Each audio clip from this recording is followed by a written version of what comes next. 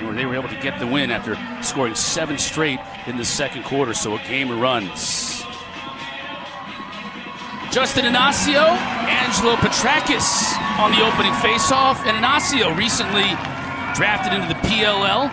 Gets the in, you got a guy like Jason Knox who transfers in. All of a sudden that attack line with Jack Myers looks completely different this year.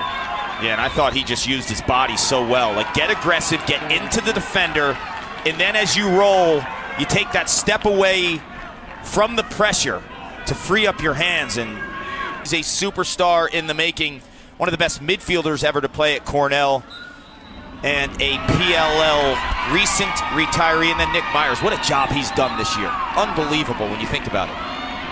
Got the team back here first time. Because of the pressure down on the Cornell defense, ball side, the weak side was wide open. Inacio winning another faceoff. So that was a story in the first game that he was under 500, although he loses the ball here in possession back to Cornell, but he's off that far away too from Gallagher. I mean, he nails it. Inacio is just owning the faceoff X right now. He's won all 5. Nothing in March. 7 goals in a row from Cornell in the second quarter. Gave them control of that game, but the face-off right now is just being owned by the Buckeyes. Loose ball here, though, so a chance for Cornell to negate that.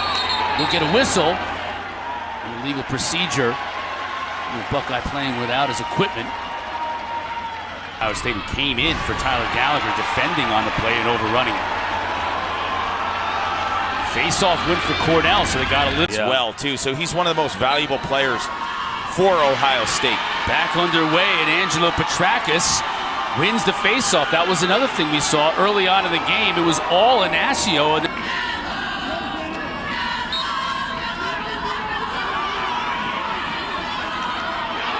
Inacio's going to win it to himself. He's been on today. Yeah, he has. Petrakis has been better here in the second quarter, but Inacio clearly has the better of it. Buckeyes now look to move quickly. Here's Myers once again. That matchup we've been having our eye on all day long. Yeah, and he was able to maximize the opportunity to get away. Violation against Inacio. So Ohio State flushes him out to his strength. Face-off win for Cornell. Well, they look to move quickly. Piatelli brings it back out.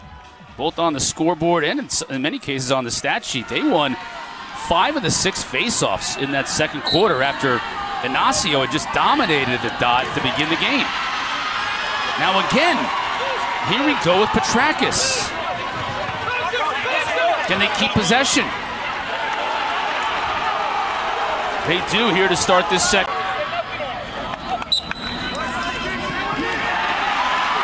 Petrakis another one. You almost feel like he's figuring Inacio out. No question about it. Remember, and Inacio frustrated a little bit there. He's, for the first time today, showing a little bit of it. Yeah, the best of Inacio. And Inacio's put together a really nice season. Right around 60%. No doubt. You don't want guys on an offense as Inacio gets that. He can shoot, and he will. Just why? You don't want guys on an offense, Cotter, that have to be ball dominant in this first round against Harvard at home. So you just look at the family success and the love of the game, man. That is just awesome. This is when the Curse family needs the old picture-in-picture so they can watch both games at the same time. Inacio just misses. Should be mandatory. When you give him too much space, he's got the quickness. If you're going to defend him, you have to jam him and not let him get a running start. Inacio with another face-off win himself. He'll take this shot again. That's several times he's won the face-off to himself, run downfield, and failed to put the ball. Jack Myers, too. Man of what, 37 goals now on the season, setting the pick for Ludd. Inacio now exerting a little bit more dominance at that face-off X here in this second half. You make a great point. Jack Myers setting that pick, a lot of times he's the concern, right? Because he could be the initial. Everyone in Big Red Nation, we're thinking about you. And Richie Moran, the great Richie Moran, passed away about a month ago. 3 national championships in the 70s, 29 years as he's in May in the NCAA tournament by veteran leaders like Licciardi. That's what May's all. So that's saying a mouthful, and Kirst has an entire quarter to get one more goal to tie that mark. Angelo Petrakis has done yeoman's work today against Inacio, loses his cross. He's down. Yeah, but a violation there. That's not Inacio. 2 since the end of that first quarter. By this Cornell team, now a battle. Bodies colliding. And we'll get a loose ball push. 3 and face-off winning percentage.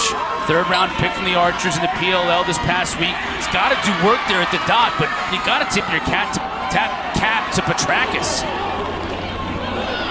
He's done a great job going toe-to-toe with them here today. And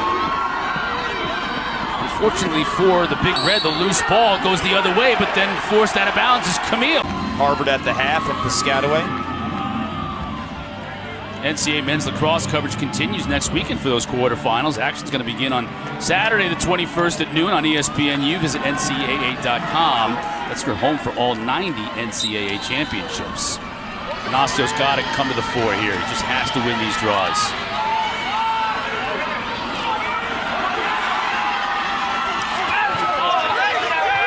Good play by Langermeyer to get the loose ball. Will he shoot? No, instead he gets it over to the fire. Wait till he finds out he's not getting credit for the goal.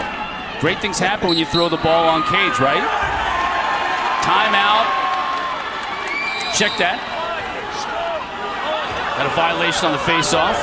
Tato, give it to your goal scorer. Inacio comes out of there with it. Erling, right in his breadbasket. Now he can't find it there. A lot of times it seems like he gets stuck, right? He doesn't have those big baggy sweats today. Of Walland, and then beats him near pipe. Drew Blanchard taking the draw for Ohio State. Transfer from Hobart. Wins the draw. Possession to Smith.